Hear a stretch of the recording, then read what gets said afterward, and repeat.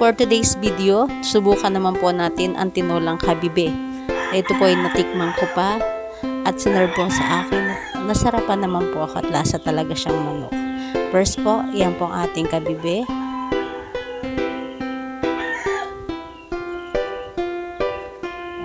Add po tayo ng cooking oil.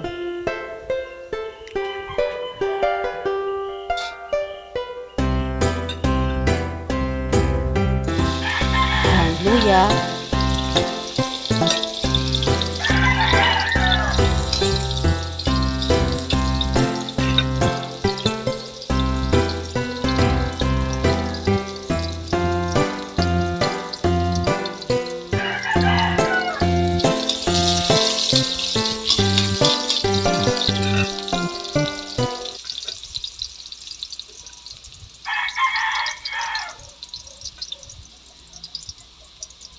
pag medyo mapula-pula na po yung luya, dagdag na po natin ang ating bawang.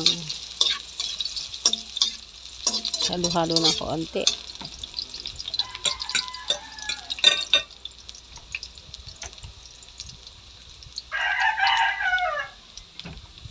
Next po ang ating bawang. Medyo nahirapan pa ako dyan kasi butas-butas nga yung aking ginamit na halid na pansandok. Shansi ang ginamit ko.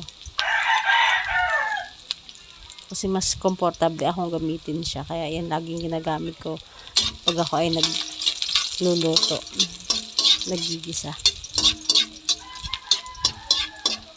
Next po natin, after ng bawang, pag mapula-pula na, lagyan naman na po ulit natin ang sibuyas. Pagkatapos po ng sibuyas at medyo mapula-pula na rin ang ating sibuyas, ang susunod po na natin ilalagay ang ating pong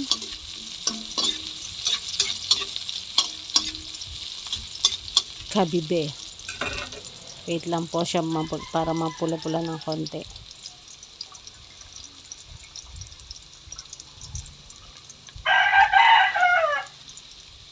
Ayan, ayan.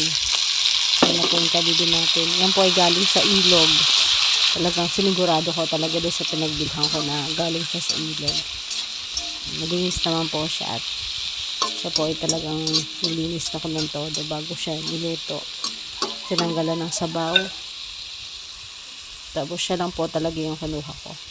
Yung tamang laman po lang talaga ng kabibe. Next po natin ang black pepper.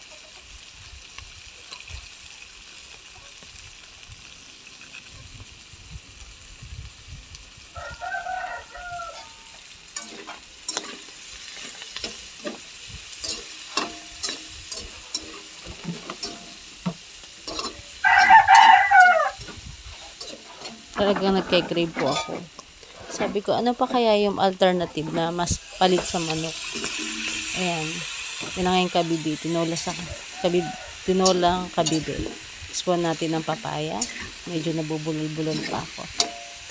At dyan nga po sa aking video ay talagang tumitila ako pa yung manok. Parang ayaw niyang ilagay yung kabibe at gusto niya siyang ilagay ko dyan sa niluluto ko.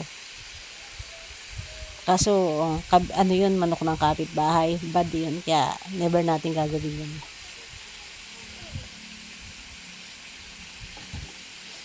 Baka hanapin yung kapitbahay. Nangangamoy tinola. Tapos, nawawala ang kanyang manok. Naku po. Nakakahiya. Next po, ang ating Nor chicken cube.